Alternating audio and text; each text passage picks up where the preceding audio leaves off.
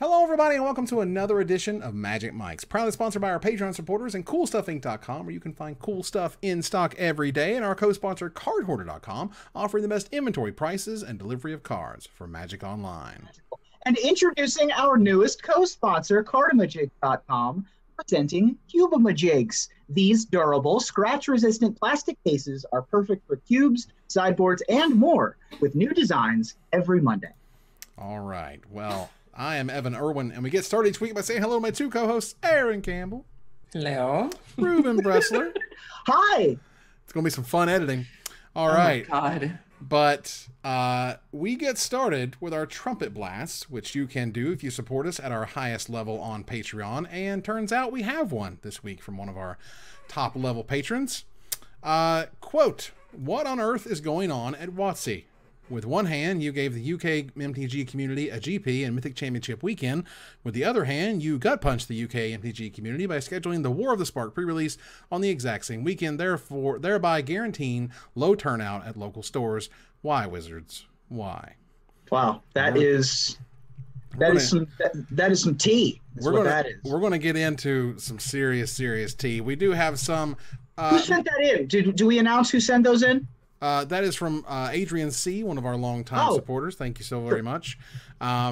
Special notes for the show, just for Magic Mike's sort of in particular. 2 weeks from now, on the 27th, we're going to be moving that show to the 28th. Ruben, I'm not sure how much you can tell us about that, but there is a reason. Yeah, sure. No, I can tell you why. I've been invited to be a guest on Inkwell Society, which is a show that broadcasts 7 to 10 p.m. Wednesday nights Pacific time. So that is during our normal show. So we're going to push it one day so that I can be on there for one episode. Just a cool show with a friend of mine named Rudy Rutenberg, who is the voice of I'm sorry, did you say Rudy Rudenberg? His name is Ruty, R-U-T-Y, Rutenberg. He is a fabulous dungeon master and a handsome gentleman who's also the voice of the most recent Neverwinter Games commercial.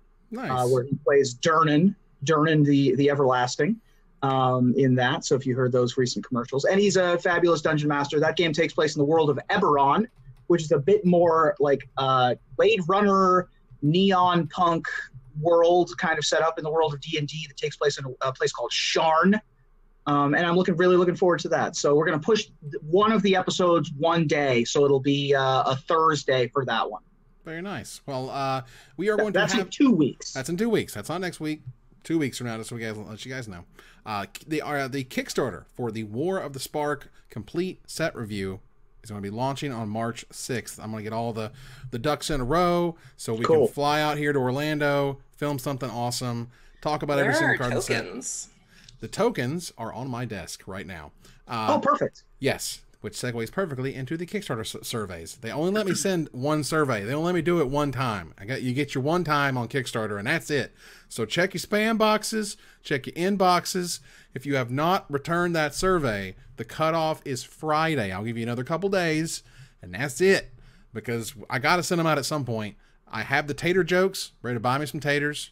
I did. I got the cards. Ready to send I the didn't know cards. how many jokes to write because I thought that it was at like 20. No, I think it was like 12, but ultimately only 9 something happened or went through or whatever. Okay, because I wrote like 20. I think. Well, I know we only have 9 responses. So again, if you bought a tater and you haven't responded, please respond. If you bought a tater, you got a tater with a Ruben joke on it coming. And the rest of those I'll share during a future pre-show, I'm sure. Okay, all right. So let's keep going. We got lots to talk about. The giveaway is a $50 gift certificate to CoolStuffInc.com. ! Raffle will get you in that thing. And if you're a subscriber, you get 2 entries. So good luck. Nice. All right, now, holy cow. Wizards, and I guess Channel Fireball Events, really, announced that the very first Grand Prix on a pre-release weekend is going to happen.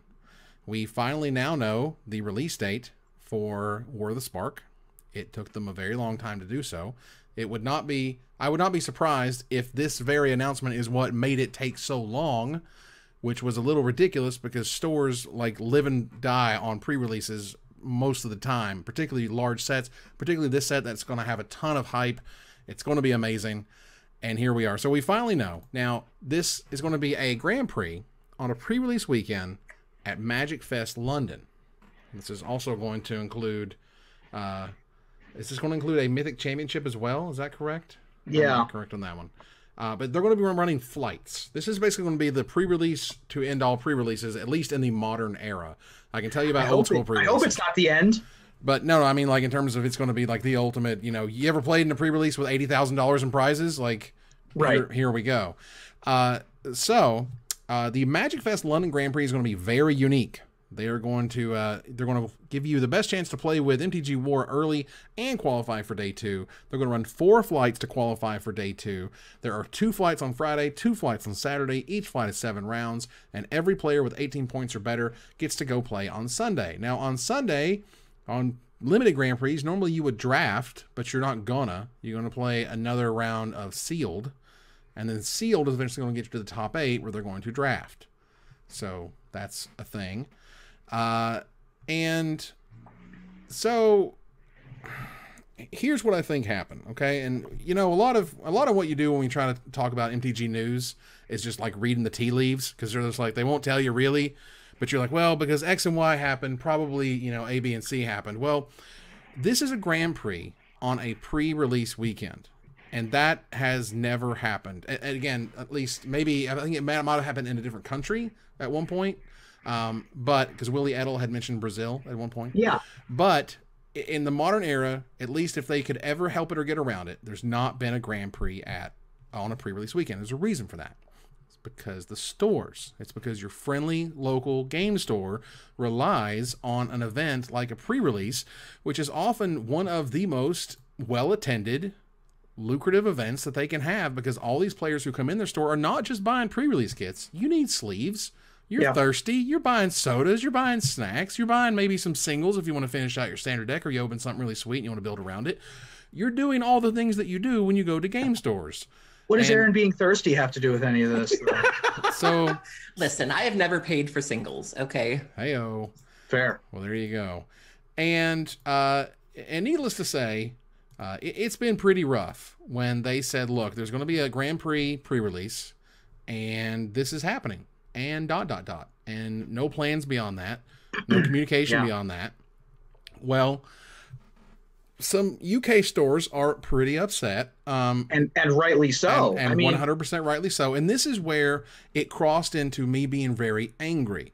So, there's I don't necessarily believe, in all the silly horoscope stuff. But one of the things I read was like, I'm all about like undoing injustices. Like if there's an injustice, I'm there. I'm ready to right that wrong. I'm super pissed. And I was just like, you are hurting these people. And no one's talking about it from Wizards. And no one's talking about it from CFB. Why would you do this? Why in the world would you do this? And I've been asking myself this question for days now, because I'm like, why? I don't understand. So I was like, okay, how would you get yourself in this situation? How would they get themselves in this situation is probably this. My guess is, and if you looked in the schedule, there was a weekend where there was no Magic Fest. There was a slot open for what you would probably expect to be the pre-release weekend. My guess is that it got bumped a week. Is that the pre-release supposed to have happened the week before, but it got bumped to the week after.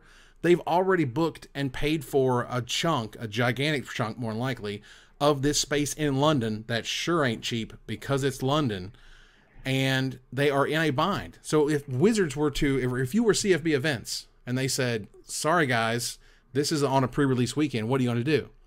What would you do as the TO if you're faced with, you have to run a Grand Prix? You're all in. There's no getting out. There has to be an event. What kind of event is going to work in this scenario? Yeah, I mean, it's a pickle, but there's no answer. There is no answer to it. There's no right answer. There's no correct answer. There is levels. Every answer is a wrong answer. Right. There's levels of sort of pain, discomfort, awkwardness, whatever. Okay, so here's what I think happened. All right. First of all, they found themselves in this bind. They found them like, this is the problem. Oh my God, we got to solve it. 2, they said, well, okay, if this is the first pre-release, during a Grand Prix, let's just pre-release it all up. Okay. But here's what they didn't do. They didn't do that last step, that last little hurdle of how is this going to affect the stores and what are we going to do about it? Because I don't feel that ever happened. And I feel like that's what like gets shown, like the spotlight just hits really fast. You're hitting these people's communities. You're hitting these people's businesses. And I feel like whoever is at WPN is not talking to whoever made this decision about the Grand Prix. And you see this over and over with ex-Wizards employees. They're like, nobody talks to nobody. You know, your stuff is your stuff. You stay in your lane. You don't go talk to so-and-so from this department. You don't go chime in on brand. They don't want to hear your ideas. Their brand, that's their job. You go home. Go away. And this non-talking, this bad communication internally causes things like whoever was supposed to say, how is this going to impact the stores? How are we going to help the stores? How are we going to make the stores not get completely destroyed here?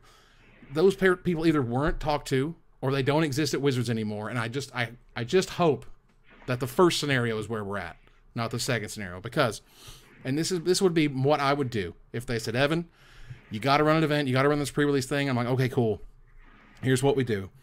We tell all the pre-release, with all the stores in a 50-mile radius, and I looked on the map, I feel a 50-mile radius around London, which more or less covers the big cities around London. You say within a 50-mile radius, or whatever it is in kilometers, you can get a free, you can return all of your pre-release product. They will buy back any pre-release product that you do not sell. Right. That to me is a very straightforward, yes, it's going to affect your community. Yes, you probably have no idea what to pre-order because you have to pre-order your pre-release product. You have to figure out, like, Wizards will limit you. Like, there are limits that Wizards will let you have. But for little stores who aren't going to get the limit, how much are you supposed to order? I can imagine they don't know. So give them that safety net, at least, because the stores are hurting so bad here. And this is just, I mean, like, I'm just cringing, you know, I'm just cringing at what's going to happen. And there are open letters from stores asking for things like, can we run the pre-release early? There is, you know, and there's multiples here of people like going, the organized play have been kind of bad, Wizards. You've been pretty poopy on that organized play communication here. Yeah. And at this point, there is, and here's part of what got awkward, okay? So they announced this event, right? And the event's going to be War of the Spark Sealed. One of the biggest things you're going to have when you run a pre-release is you're going to need a judge. Yeah. So all of the judges had already, by the way, yeah, already submitted applications to Magic Fest London. They didn't know it was the pre-release weekend. They had, so all the submissions were closed. They had already closed submissions for the judges who had essentially said, yes, I would be, you know, I'm in on this event. Apparently what I read was they gave them 24 hours to reconsider, which, okay. But secondly, and here's the dagger that I just can't get over.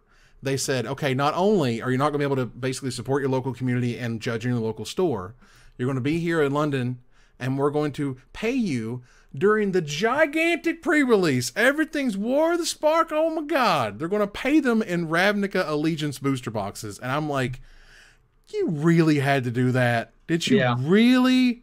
Seriously? That's just a little smack in the face to me. I just can't handle. It just feels bad. Right. Yeah, I remember seeing all of this come out about London and thinking that it wasn't going to affect those of us here. I was supposed to go to a Legacy event that weekend, and the Legacy event was scheduled because the TOs were assuming that there was a Pro Tour that weekend. And so, of course, you'd want to schedule something that weekend. Well, now that there's a pre-release that weekend as well, that Legacy event has since been canceled. And so, you know, this is me thinking, oh, this doesn't affect me. This is literally a world away. And, you know, we forget that other people count on those Pro Tour weekends to squeeze in things like modern events and legacy events or commander events or pauper or whatever whatever you have. And so, you know, it's not just pre-releases that are affected. It's not just you know, outside communities like in Europe that are affected. Even people here at home are feeling that crunch of, well, we had things planned that weekend and now we don't. Right.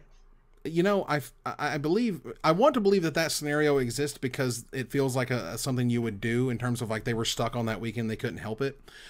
But for me, I don't understand why you would not explain that type of scenario. Now, I don't want to I don't want to put them in sort of nefarious motives of, twiddling the mustache as CFB wants to destroy all the stores. That seems ridiculous. So I'm like, okay, what's reasonable? But why would they? We're a smart community. We talk about things logically. We're trying to figure out what the best line is. What's the best play? Well, we're trying to figure out what the best play is, right? If you were to say, look, we were in this bind, this is what we had to do. But again, if you follow that up with, and this is what we're going to do for the stores, you can turn this ship around. You can really turn this weird, strange sentiment that you are, that this is super crazy negative for stores. If you can both A, explain that this is the best you had with what you got, and B, this is what you're going to do to try to make right what appears to be the most wrong. Yeah, this is another situation where, yet again, some community management could go a long way to putting the car back on the rails, and there's none.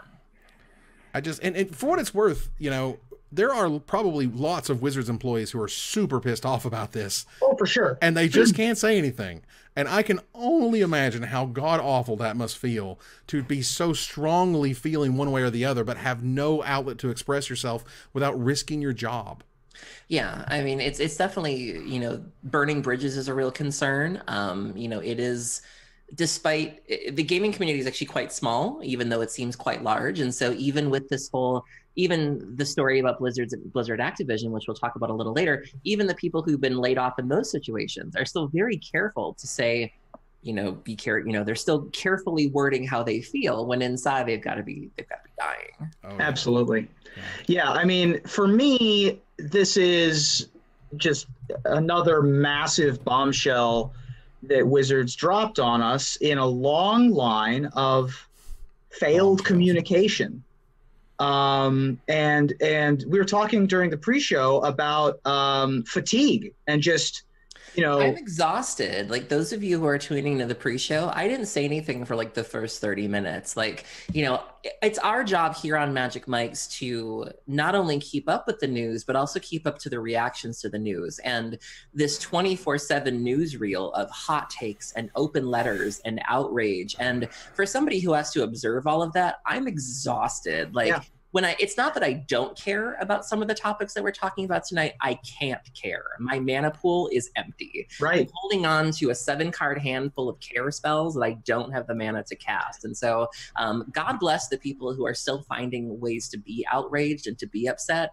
I'm so tapped out right now. I can't. I can't imagine being a journalist in the 24-hour news cycle. We only really have to deal with this once a week for a couple of hours. I feel for, Rachel Maddow and Joe Scarborough and the late night hosts who have to deal with this every day, every night. It's exhausting. Right. I was like, so let's back up a little bit. Okay. I want to give you guys a little perspective as to where we're kind of at with friendly local game stores, because my issue, and I think sort of what we're all sort of talking about, the fatigue part, is that it's just been bad news after bad news after bad news. It's bad news, and we don't have any facts. If we're being completely honest, it's we're not getting anything from Wizards. All we can do is speculate. And so we're spinning ourselves into these cyclones. And it's it'd be one thing if we were getting information that we could pull from, but we're doing is hypothesizing. We're hypothesizing until someone debunks it, and then we come up with something even crazier. And so it just feeds into this cycle where we literally have nothing to go on. Yeah. It's just, I mean, okay, so let's talk about perpetually staying tuned is not good for my anxiety-riddled brain. It's like going to the grocery store when you're hungry. This is really bad, but I'm gonna go for it. When you go to the grocery store and you're hungry, everything looks good. Where it's like, oh, that theory makes sense, and that theory makes sense, and I never considered that before. But if you eat before you go, you're just going into the store for what you need. But it'd be one thing if Wizards just gave you the bad news, you ate it, you let it digest, and you're good to go. But you're hungry, so you're taking anything you can put down your gullet, and it's just not good for you. One of the ways I would put it before I want to go over the store stuff is that, we're big boys and girls. If you killed Grand Prix video coverage, would you just say you're not as big because you're working out. Heyo. 20 pounds lighter? That's right. Got there, y'all. Work, bitch. For real. Now, listen. if it's bad news and you don't tell us, we imagined the worst news ever. Do you understand what that means? Seriously, if you're like, look, we're sunsetting the GP video program. We love those guys. They're great. We're going a different direction. We just want you guys to let you know. Yeah, it sucks. You know, thanks for all the fish. It's going to be great. Yada, yada, yada. We can digest that. We can internalize it. We can get over it. Process it. But when you don't say anything, we just sit there and just obsess and just think and fill it with all the worst possible things you can. Wizards since last fall has done the following. You can no longer buy directly from Wizards. You used to be able to buy a certain amount of product guaranteed from Wizards at a certain rate. That is gone. The Mythic Edition direct sales was, I don't know how big of a slap in the face you want to take it, but it was a lot of money that the stores didn't make and a lot of money that Wizards made without having to go through the distributors. Cool. The UMA blister packs that they put in Walmart and Target, if you as a store owner wanted to be, you know, competitive in the price, you would have to cut 20 to 25% of your margin in order to do so, in order to get it to that price. They have killed PPTQs and RPTQs with no replacements announced whatsoever. They now sell direct to Amazon, which means they're moving a lot of product to Amazon, and we're further out. We're out further enough from the holiday season. I want to explain that Amazon is destroying stores on Dungeons and Dragons. I mean, like nasty, like bad. Look, you could at one point get the Ravnica D&D book, MSRP $49.99, shipped for $16 on Amazon. Jeez. Yikes. I'm not kidding. That is lower than any store is going to buy it from a distributor. From the place where you're supposed to get it cheap so you can sell it and make the margin. They're burning money. They're burning it. Because as long as you'll go to Amazon and buy your D&D stuff, well, then Joe Blow down the street ain't getting that sale. And when they don't get that sale often enough, they'll go out of business, or they'll stop selling D&D altogether, because why in the world am I buying it from the distributor at $27 or $28 when they're selling it for $16 on the friggin' site? It's tough enough to make money off of anything D&D related as a game store regardless, so. And that's where the industry is trending. And Wizards has basically said, look, we're just trying to, kind of get our hands clean from this paper thing. We'll go directly to you for that. Distributors will still get their whatevers. But stuff like the Judge program is starting to take hits. We talked about how they only hired like 2 of the 3 that they had previously. The whole Judge program not getting shirts anymore. We want to talk about that in a little while. That is a worrying signal. That's a yikes right there. That's full-blown yikes. Yeah, it's just one of those things where I'm just like, you've taken and you've taken and you've taken from stores, and you've not given anything. And in fact, to end all of that line of succession of problems with slapping the Grand Prix pre-release thing and not saying anything about the stores. It's sadly poetic, because the start of all of this store-centric stuff way back in the day was eliminating those big pre-releases that used to happen down at the Veterans Memorial in Columbus, Ohio, that I used to go down to when I was 15, and bringing those back to the store and becoming much more FLGS focused. And so to have all of this kerfuffle sort of come to a head based on a pre-release GP is serendipitous is the wrong word. We have a lot to go. I'm gonna one more thing about that was, I'm sorry, I lost my train of thought. Dang it. Yeah. One more thing about that. Did you lose it? Yeah, just lost it. Sorry. Okay, no worries.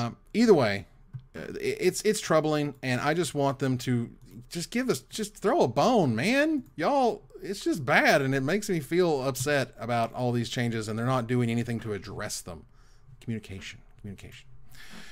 Okay, let's move on to Gather the Townsfolk. We're going to talk a little bit about Magic the Gathering Arena, which is certainly Wizards' new baby. They love it a whole bunch, and they're starting to love it so much. I'm starting to get a little afraid for our paper friends. I don't think paper's going anywhere. No one's killing Magic. Don't worry. But I am, as I said online, I feel like they're hurting parts of Magic. And currently they're hurting the stores, and particularly they're hurting the stores in the UK. But when you're hurting part of Magic, that gets the visceral reaction of like, do not do that. That's bad. That's an injustice on those people, and I don't like it. Right. Well, look, Magic the Gathering Arena is rocking and rolling. I mean, no doubt about it. It's super fun. I think the release of Ravnica Legions went crazy well. Tons of people playing all the time. The streams are doing great.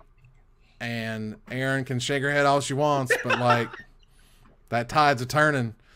Anyway, you can soon you can direct challenge best of 3 along with customization. For example, you can make yourself go first or make your opponent go first. I think that's pretty cool. There's supposed to be deck builder improvements. There's a GIF here, but I don't think it shows off very well what the change is exactly supposed to be. Right. And lastly in terms of the features I'm listing, Japanese and Korean localization is happening. That's pretty awesome, I think, for all the Japanese pros, which is really cool. Also, Discord integration, which will be neat. Which is also dope. Yeah, I really like the Discord integration idea. I mean, these are all really good ideas, and really going to help Arena as a program be able to be an easier one to use and reach more audience and just be a better program to begin with. So all of these changes are great. So, tangentially, someone contacted Wizards and said, hey, you know, we got Magic Online and we got Magic Arena. Is MTGO going to be discontinued in favor of Arena? If that's the case, will Arena ever receive modern support? And crazily enough, they actually answered him. And I'm only going to focus on one little part here. And I'm not trying to overblow it, but I just want you to note here. They mentioned at one point, they said, we have no plans at this stage to discontinue MTGO in favor of MTG Arena.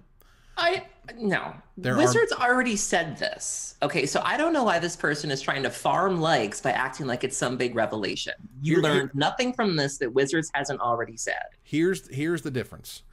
There are many players such as yourself who've invested a lot of time and money into the game, and it wouldn't be fair to simply cut it off without proper compensation strategies in place. The proper compensation strategies was the term where they're like, what? Now there's going to be compensation strategies to get us out of Magic Online? And remember, Wizards can't pay any attention to the secondary market. They could do things like, you know, for every rare, you have an MTGO, you get a rare wild card or whatever. You know, they may give you sort of in-kind type items, but they're never going to be like, well, MTGO traders or card hoarder says that your collection's worth X, so here's Y golden gems, you know?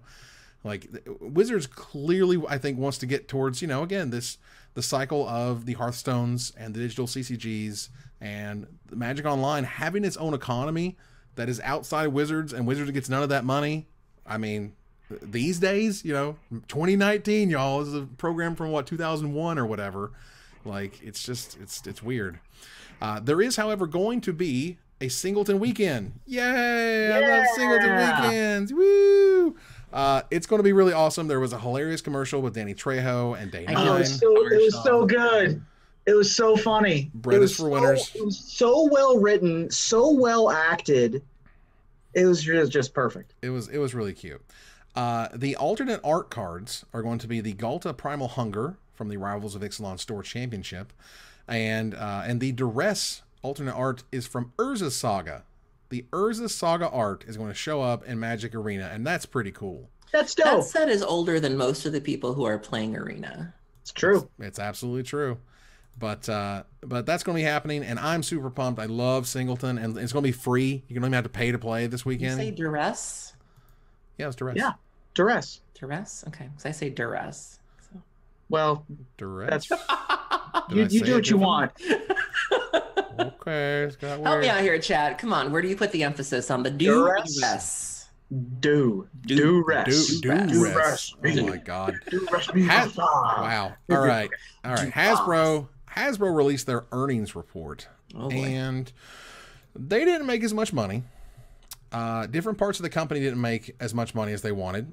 Toys R Us basically ate their lunch, and they were like, we thought it was going to eat like half the lunch, but they took the whole lunch. So they hurt. But franchise brands, quote unquote, which they lump Monopoly and Magic the Gathering into, went up.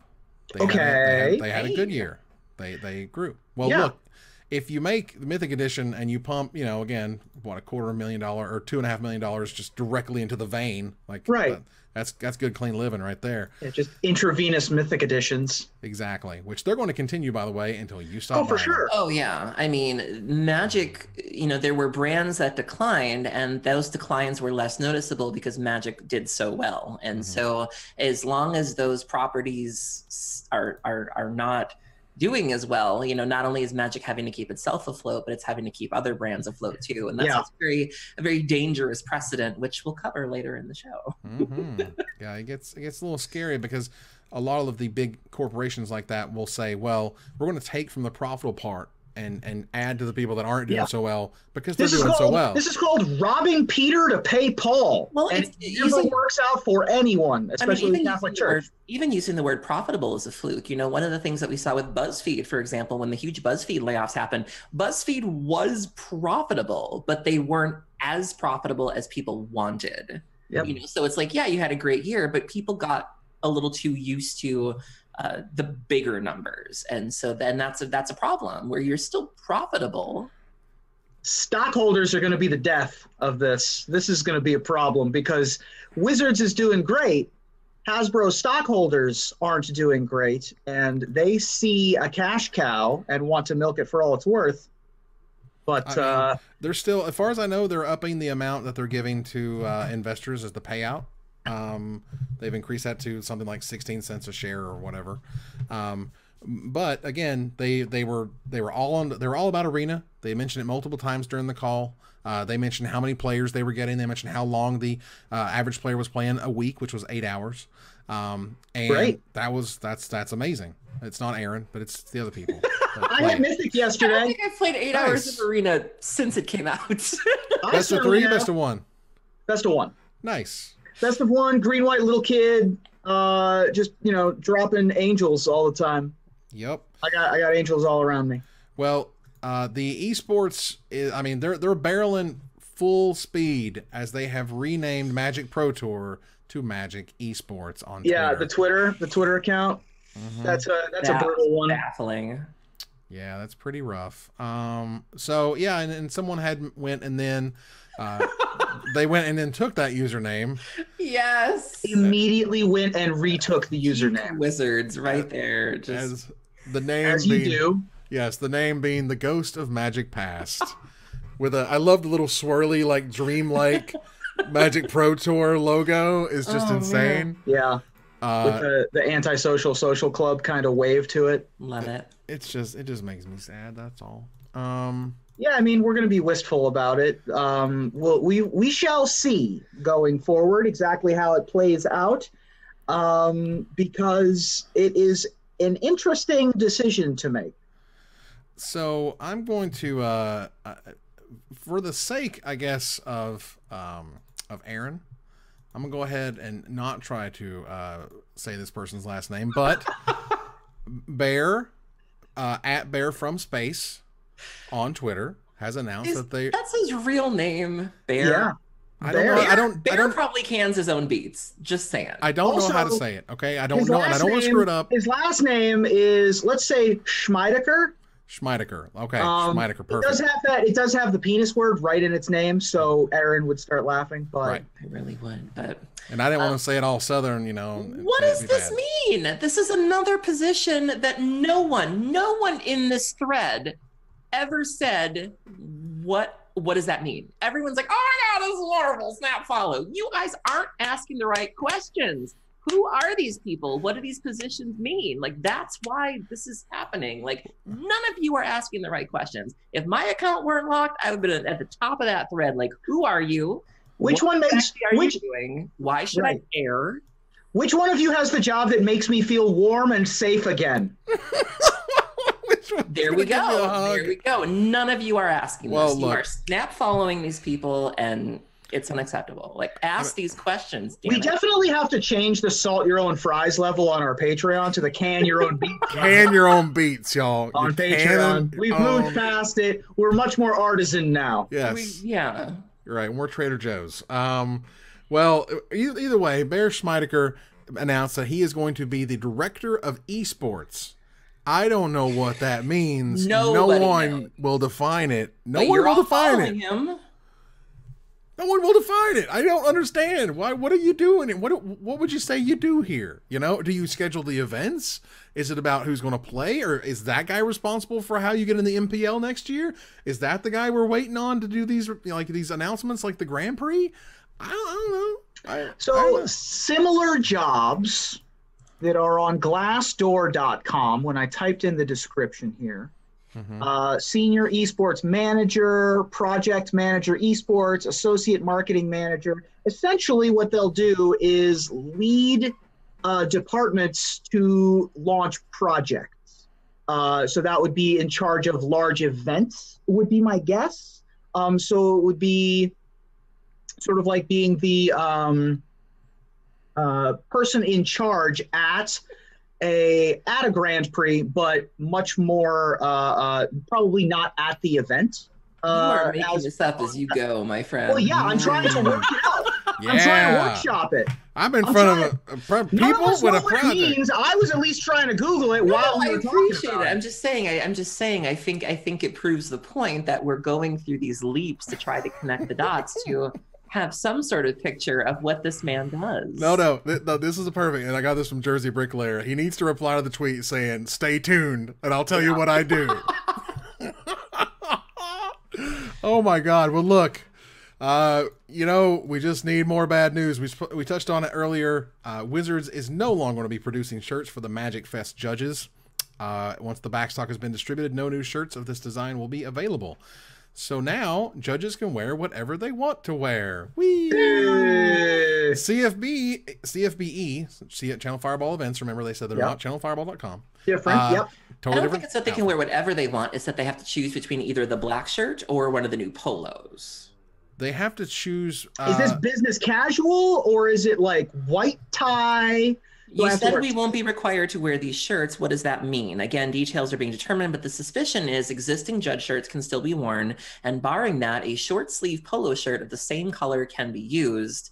Magic Fest applications will contain details on the final uniform policy.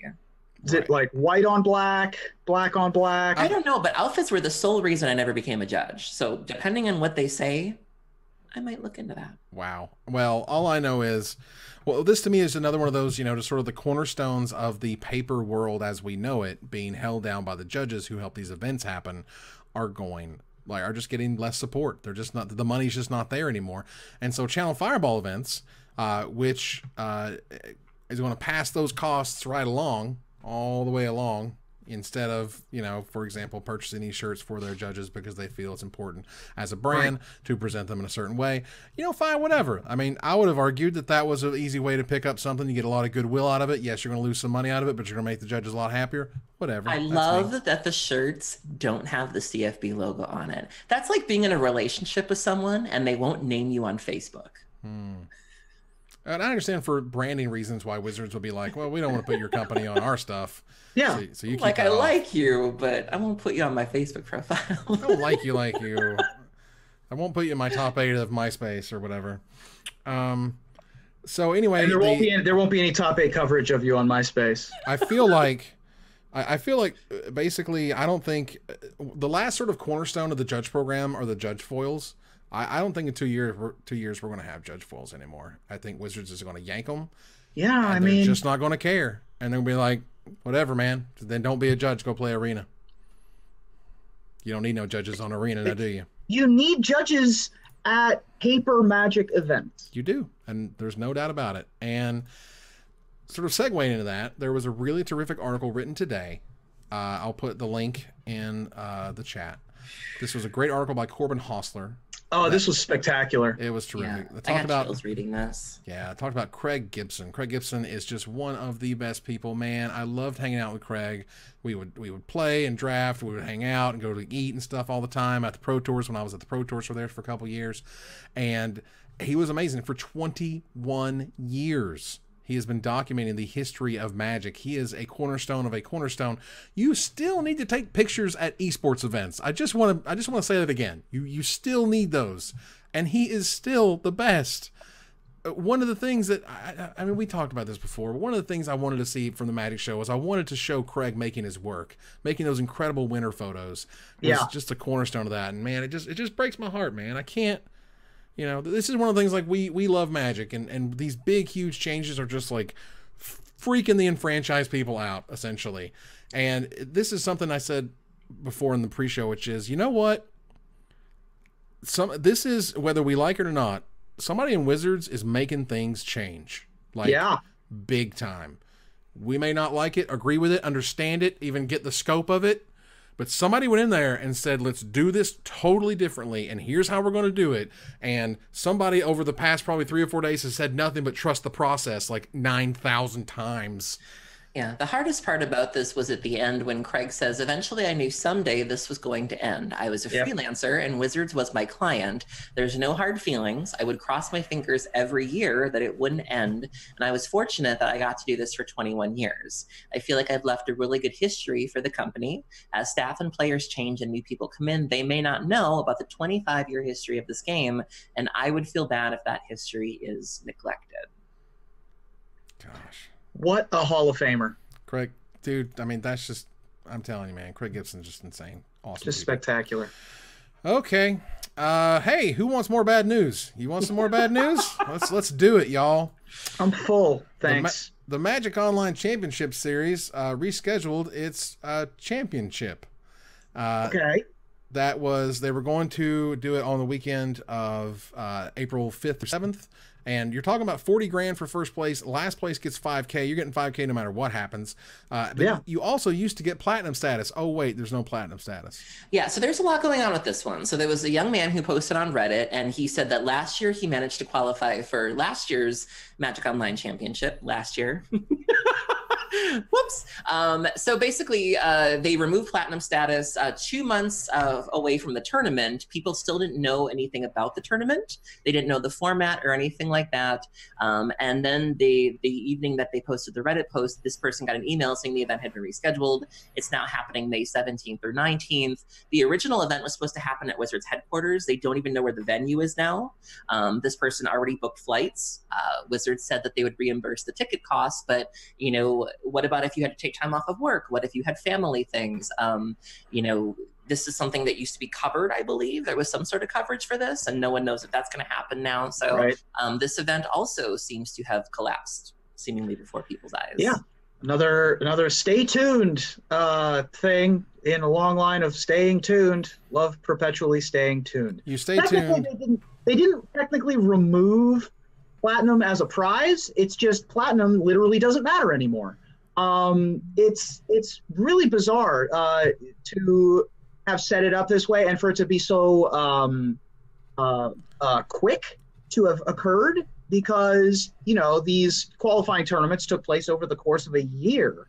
Right. And rescheduling and downgrading prizes and not even delaying so much as you know, questionably even rescheduling is kind of a break in promises. They're going to quietly, I mean, and Wizards MO in terms of like something bad is happening and we don't necessarily want to explain it, see also GP video coverage, is that it goes away and then they don't say anything about it. See also Community Cup. It goes away and they don't explain it. Or it goes away and there's this article you see, and the article is going to fix everything, and the article is going to explain everything, and you're going to be like, holy cow, what if I just read this article? No way, I'd be upset. That's ridiculous. And that never comes out, and we just don't have it. And they're in talks. Remember the in talks about the GP video coverage? How those talks go? You care to share? Because we got nothing. And when we got nothing, as we explained before, all the fear, uncertainty, and doubt fills that space. It's all about communication. And there has been none. And Eyes on the Mize is a terrific podcast if you don't listen to it. Absolutely. And they had an episode on communication, and like they kind of laid out the different ways of which Wizards has failed to announce sets and announce changes and announce things that we care about, whether it's the Magic Arena world or the paper world. We're like flying in the dark here. And every time a light comes on, like, it's not a good reveal. It's not usually a oh, well, that was better. You know, like, oh God, what are you going to do now? What's going to happen next? There were some really interesting points brought up in this episode, which they called Seething Song, which I think is our equivalent of like the Grind My Gears podcast thing. Not really Red Zone, because we're all on the same page here. Right. But they went over a lot of interesting things. For example, remember announcement days? Oh, yeah. I don't think Wizards does. Those lasted 3 times. Yeah. And Wizards hasn't done one since May of last year. So that is great. obviously, the announcement of when sets are happening and when pre-releases are happening was the first pick this week, which is a huge deal. Yeah. The fact that both Ravnica Allegiance and War for the Spark had their pre-releases announced after the previous set had already been out, as opposed to sets like, Return to Ravnica or Amonkhet, which had been out for months ahead of time, much less core sets, which, we've known far in advance. Oh yeah. And even Guilds of Ravnica we knew about for a while leading up to it. We knew about it before the core set, after Dominaria, but before the core set. In addition to all of the communication about all of that other stuff. And the big thing for me, in addition to communicating with the stores and communicating with their actual employees and their contractors, is communicating with pros, or what used to be pros, whatever the equivalent of bronze, silver, gold, and the remaining platinum level players are. There's no information on how to qualify for those outside of the Magic Pro League, right? And how do you get on that? How do you get on that? And there's no information on how people outside of the Magic Pro League can get in on the Magic Pro League next year. There's no way to learn that. And I believe both of the hosts are here. There's John Wiley, Jay Wiley is in the chat, and I believe Ian Dixon is also Infect Specialist Ian Dixon. There you go. Yeah. So great episode, guys. And Dix had some really interesting perspective on stuff that he was dealing with as well, which is he's a moderator in a lot of the official chats, and he doesn't have information. They're not telling them anything, coverage, folks. Right. So what's happening? Well, it does take care of that issue because I feel like the arguments over what to do with Twitch had kind of reached a boiling point, and it's very convenient that they start stripping back their coverage to where you don't need mods anymore. So that's one way to deal with it. Well, Evan, you tweeted with BDM today, and theoretically there's going to be coverage. Yeah, there were some people saying, like, look, they talked about it with the professor on his video, and I guess that's fine, but, like, if you're going to have coverage, who's going to be the hosts? Who's, what time and what day is it going to be? That's the type of announcement that I'm looking for, is for Wizards to say, tune in to coverage of Mythic and Invitational, Cleveland, Columbus, whatever, blah, blah, this date, blah, blah, this time, twitch.tv/magic, we'll see you there. Like, that's the type of stuff that you can do to get people excited about the coverage that you're going to pay a bunch of money for, that you killed all the other coverage so you could help pay for some of this coverage. I mean, seriously, it's weird that that's about as official as I've gotten, is BDM retweeted and saying, yes, this is actually happening. Yeah. And that sucks, man. Like, Wizards, you're not going to be able to change the culture of an entire company overnight. And the culture of stay in your lane, we're in silos, no one says anything to anybody, is not going to change overnight. But hopefully, the only thing I think you can realistically hope for is that those who are in charge, in power at Wizards of the Coast, understand that that's a problem. And if they understand it's a problem, maybe they can work on fixing it. Absolutely. And it's we spent like a 5-minute segment on this. They go much deeper into all of the myriad issues, specifically with dealing with communication from Wizards over the past year or so. And so I've linked it in the chat there as well. So I feel like Wizards is going to have to attack this next issue sooner than later, which is the infinite roping/looping of Nexus of Fate. Right. Ali Antrazi, live on stream, said, hey, Wizards Magic currently playing in Stream and Arena. The opponent has Nexus Fate, but no win con, just looping it. What can I do?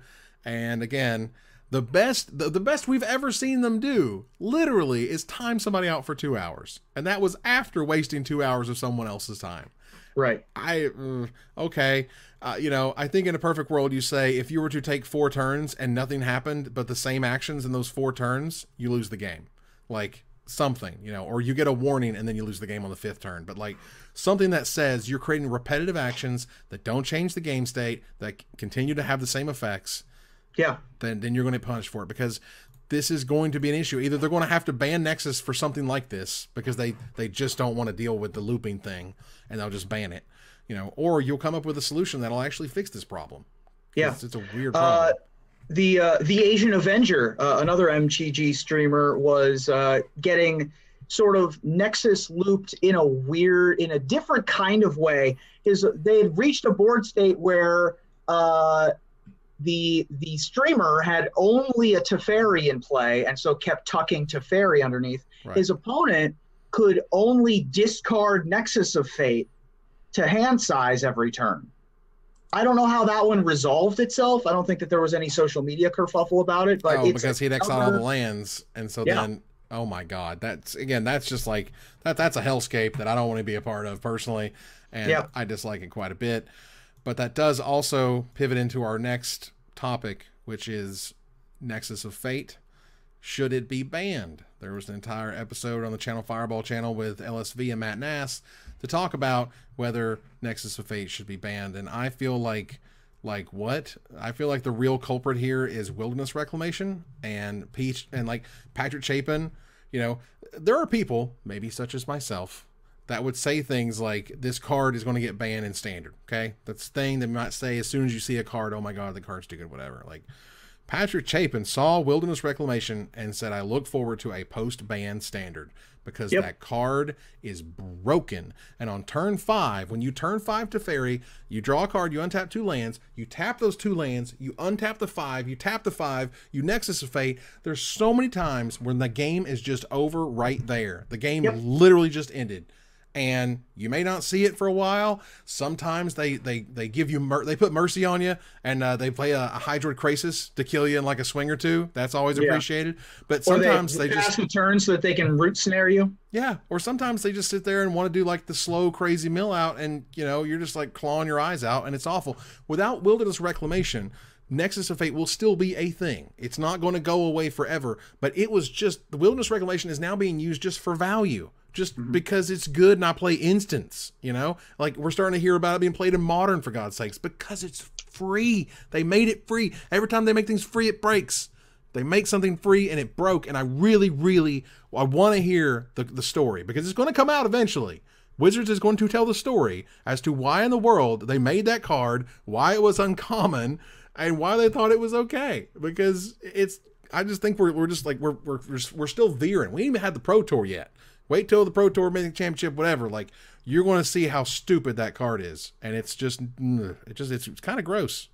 And I'm okay with Nexus of Fate existing. I'm not okay with you get to untap your mana over and over. For God's sakes, the trigger stack. But we're not really seeing this in paper, are we? Because I'm looking at the results of last weekend's Open, and I'm not seeing the saturation that you would think with what you're describing. Like, you remember a little set called Eldritch Moon?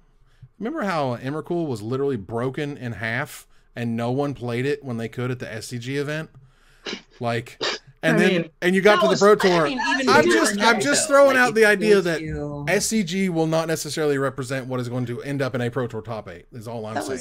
I mean, that was just one of the factors I was using. But even if you look at Magic Online, if you go to MTG Goldfish, you're not seeing it. Nexus is listed as only the 8th most popular deck. I mean, I don't think it's putting up the results yet to really warrant the kind of discussions that we're having. So the reason why it's having the discussion it's having is not because of overpower. You're absolutely right. It is not on a power level, but although compared to Rampaging Ferocidon, I mean, you know, we could ban about 18 cards from Standard if we're comparing power level there. Sure. The thing about Nexus, though, is because of the loop factor and the timing interactions on Arena is why we're having this discussion. So you're saying along the lines of sort of like an eggs ban, where like it wasn't that people were really quality of life. Okay. Yeah, quality of life ban. That makes getting rid of Sensei's Dividing Top, getting rid of Second Sunrise, getting rid of Kara Clan Ironworks. This would be a make life better for everybody involved. I mean, this is one of, like, if they want to ban both Nexus and Reclamation, I don't care. That's fine. Like, but the idea of Reclamation in particular almost fights you with the MTGA interface. Like, it's really annoying. It does. It doesn't want to let you kind of do the stacky things that you're trying to do, because the program isn't really built for you to do really crazy intricate crap like that, and it's really annoying. And not to mention the people are roping you because they're pissed off that you're playing the deck. So, or like, either you're playing against it and you're upset, or you're playing it and you're getting upset. And I just feel like neither of those things are positive and how we want to the game to move forward.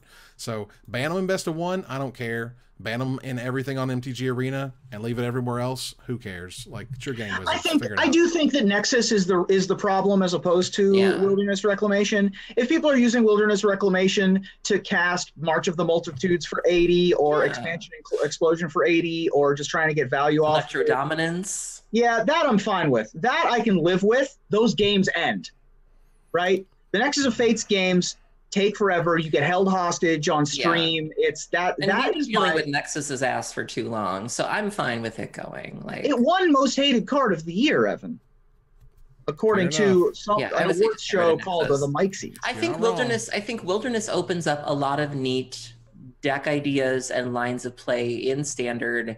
It just so happens that what it does with Nexus is miles away the best thing you can be doing. But yeah. I mean, again, either half of this problem sucks. So solve all of it, solve half of it, solve some of it, give us something. But I don't think the current setup is going to live that long. Like, we're going to hit a point of no return. Moving forward, I heard about a deck. I was talking to someone at Cool Stuff Inc. and they were explaining to me how they ran into this deck on they did the Pauper queues, Standard Pauper over the past weekend. So they were playing in the Pauper queues. Pauper, you guys. Pauper. The Pauperest of queues. It's Duras. It's Duras. Duras. Pauper. Pauper Duras. Now, and basically what he was explaining, he was like, look, so I played against this deck, and so I tried to build it, and then I played against this crazy version that beats the mirror, and I was just like, what are you talking about? He's like, the best deck is 90 islands, 160 persistent petitioners. Nope. Yep. Take it out back. It's broken. It's broke. And I know, look, and because, Magic players are Magic players, that tweet lived for about 30 seconds before somebody was like, I have an undefeated record against petitioners. Yeah, I know, man. We're talking about like game win percentage over a very long time. It is too good. It is broken in terms of being fair. It's not a fair deck. It's tough. They have their 1/3s, so they block the red creatures really well. You only need 4. You start milling 12. The reason you're playing 250 cards is because that's the max you can play in the client. And because it beats the mirror. If they're 60 card petitioner and you're 250 card petitioner, you win by default. Yay! It's stupid and broken and partly hilarious. And I just couldn't see that's some good news. It's hilarious. I feel like that deck loses to the 90 Swamp 160 Rat Colony deck. It could. But also, I was playing in those queues and it wasn't a problem for me. So I don't see this one. And again, there were people like, look, you play Gruul with a lot of menace creatures and burn. You play blue-white with a lot of flyers. You can go past with no problem. There are ways to beat this deck, but I just mean like this deck is broken and that it is too good for its high win percentage for what it is. Right. I agree with that. It is way too easy for level 0 to be like, that's what that card does though. Is the ability you can play any number of this card in your deck is a little bit of training wheels. Yeah. I mean, and it's sort of less what they wanted. That was a thing. So this is weird. One of the last sort of regular stories from this week. Counterfeiters have been sending unsolicited quote-unquote samples to local game stores, along with a menu of their illegal offerings. This is bold. This is aggressive, I think is what you would describe this as. Where they say, hey, look at these proxies, quote unquote. They can totally be great in like cubes and stuff and whatever, as the proxy makers around the world continue to improve. At this point, they can pass the bend test. At this point, some of them can pass the light test. None of them so far have been able to pass just the touch and feel. You touch a counterfeit, it feels like a counterfeit. When it's double sleeved across from you and play, you're not necessarily going to see it. There's a whole subculture of people who get off playing with fake cards in real tournaments, which is super scummy, by the way, but whatever. You do you.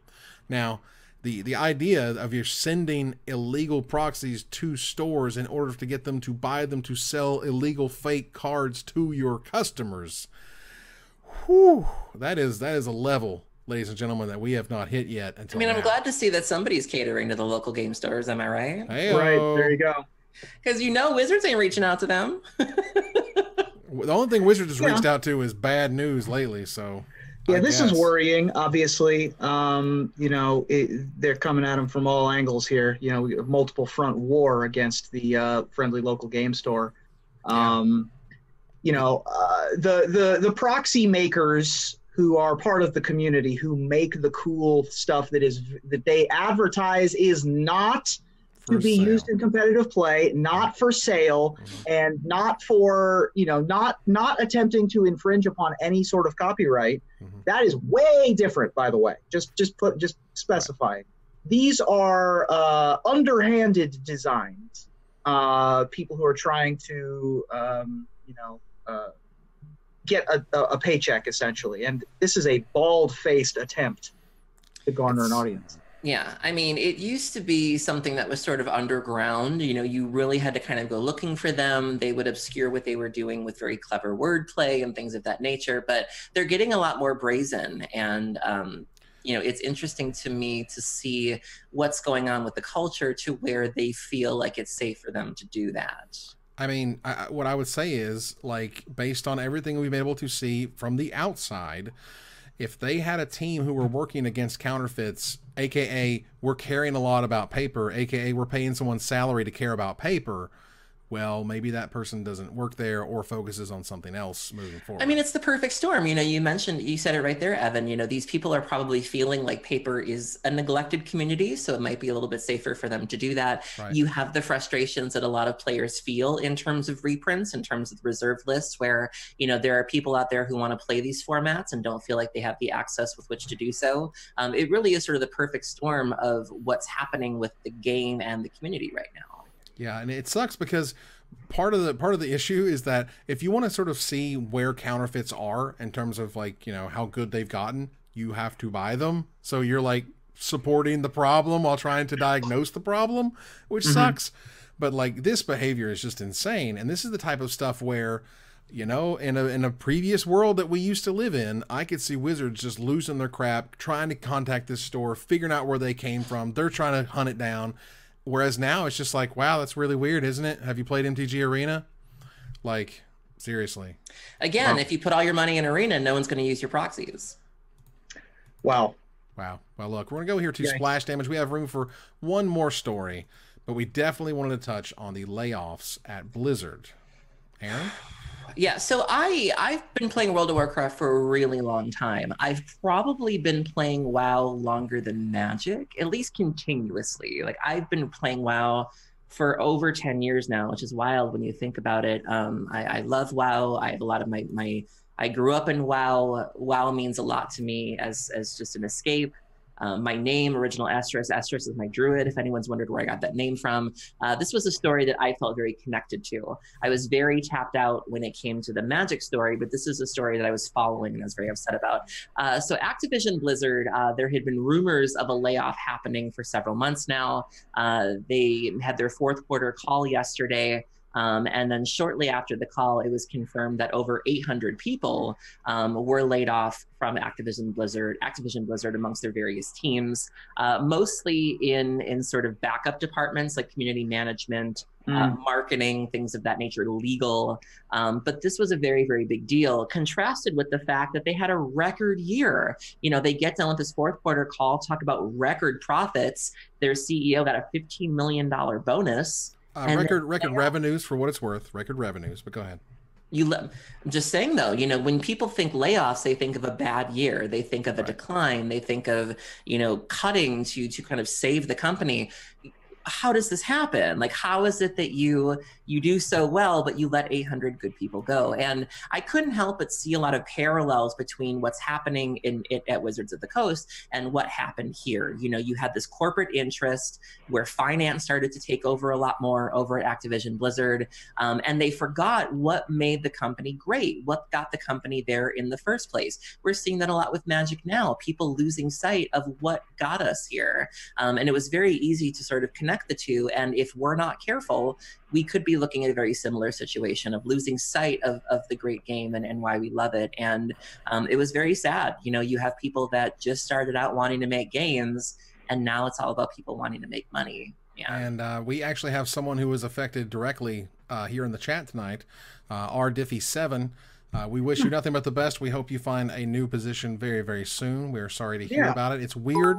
Like, I think you see the real, like, what do you stand for sort of as a company when the Nintendo president a couple years ago took a 50% pay cut? All the board of directors took like a 20 to 30% pay cut because the Wii U just completely blew up in their face and didn't do what they wanted to do. That's the Japanese culture, though. Right. That is leadership, man. That is taking one for your team because you care about what's going on. Not I'm getting the $15 million bonus while people are literally crying in the parking lot. Like, for real. It's a little messed up. If we had that culture in America, then Toys R Us would still be around, and we would still be talking about Dad Hearthstone money. But it's the one thing that they all have in common. You look at the Toys R Us thing, and it was due to these investment firms. Yeah. What is the one common thread of all of these collapses? Corporate interests getting in the way, not understanding the heart of these companies and what makes them great. And then, once they've sort of sucked the life out of them, they bail. Yeah. I don't think we're there yet with Wizards. I didn't do say not. No, I know you didn't say that. I everything you said accurate. I'm moving on to my point, which is bringing it back to Magic, which is I just wanted to say that I don't think that we're there. I mean, we're closer than we used to be, but we aren't quite to that level. Yeah, I'm curious. Yeah, I didn't mean to jump down your throat. I didn't. No, you're fine. You're fine. Okay. There's just going to be some sort of like weird, like history repeating itself type thing. I feel like they cut a lot of people also that were in esports because these esports ventures weren't making money. They weren't doing what you wanted them to do, and you're copying these people. Yeah, that one has a more direct relationship to Magic, which is worrying. I like a lot of people like freaked out when I said that the one thing that Wizards of the Coast got right was organized play. What I was trying to say was Hearthstone had abysmal organized play. In fact, Hearthstone was looking at us as the guide for how to do that.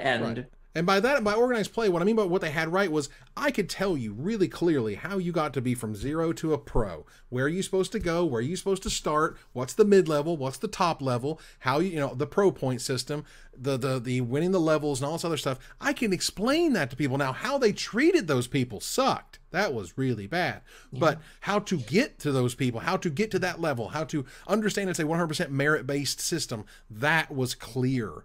And it's no longer clear. Hearthstone's never was, and one even wasn't close in my opinion. And if it was, I don't know because they can never explain it properly. So you had sort of the worst of both worlds there, and it's just weird. You're like, you're copying these people? What just happened?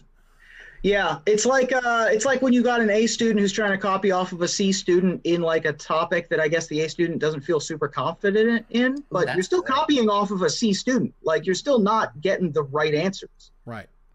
So I guess. I mean, this is above my pay grade, but I mean, we ain't making no $15 million or whatever, but okay. There's a lot of folks out there who have a lot of experience in esports looking for new jobs right now, so maybe they could look into those. And I have to say, though, I'll be the jerk. It's fine. I have to say, it bothered me a non-zero amount to see people from Wizards commenting on the thing of, oh, that's really sucks, you guys. You should totally come work here. And it's like, really?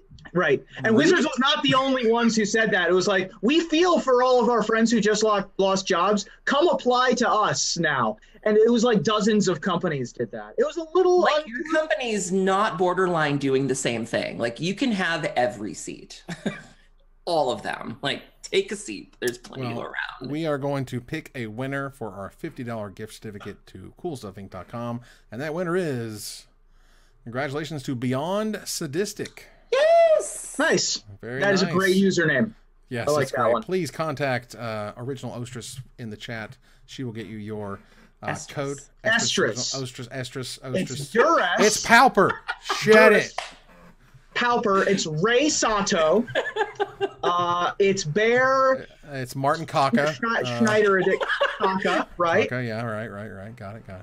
All right. Well, look, we're going to go here through, before we turn the corner to the finisher, I want to thank all of our subscribers and our resubscribers in here. Let's see. Oh, right. I have to do these in a voice in a second. Uh-oh. Figure it out. Draco I Lucian. got it. I'm ready to go. Draco Lucian subscribed for the very first time, it appears. Thank you very much. A Little Aloof subscribed via Prime. Thanks much. Undead Thordy.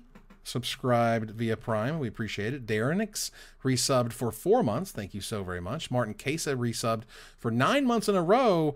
He says, it's a baby. I'm not ready for this responsibility. We'll raise it together. We'll raise it together. Together. All right. I'll let you go ahead and take care of the bits. All right. So last week I had a request to do Gopher. And I haven't done the Gopher voice in a while, so we're ready to go. I'm surprised you didn't do that with What's-His-Nuts, the Beats guy who works for Wizards. What? The Beats guy? Bear Snyder? Sure. Yeah. So our top cheers this week come, we have 330 bits from Martin Kesa. Milkhouse gave us 300 bits. Oni Pomoni, 100 bits. Frankensteiner, 100 bits. Also, Fado with his traditional 69 bits. Nice. And the P-Lot with a single bit. Thanks so much. Do you ever just randomly slip into that cadence? Like, you're going to meet a really cute girl one day, and you're going to, like, try to holler at her, and you're going to be like, can I get your number? Yeah. Can I get those digits? You want to go out? No, girl. Sounds good. It's time to turn the corner here to the finisher. I'm going to bring up an image here first as we go here.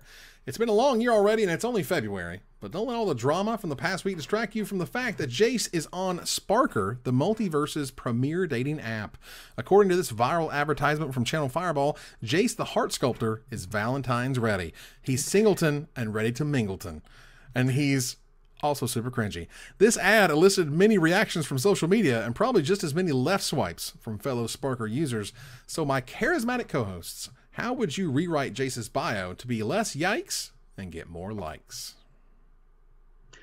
Well, look, Jace, everyone wants to be with someone who can make them laugh. Unfortunately for you, I know that's not really your forte, so my expert recommendation is to call up Chandra and Jaya and have them write one for you. Trust me, with those ladies at the keys, your new bio is going to be straight fire. Wow. Aaron? Tidying up with Marie Kondo is all the rage these days. So why not combine that with the mind sculptoriness with a simple but effective Does This Planeswalker Spark Joy? Very nice. Well, look, an easy dating app hack is to use the About Me/About You format, where you list details about yourself, coupled with details about the type of person you're looking for. So with that in mind, About Me likes to travel to new places, appreciates a good debate, and loves brainstorming. About You enjoys long walks on the beach, can talk about books for hours, and forgetting about all your past relationships. Absolutely.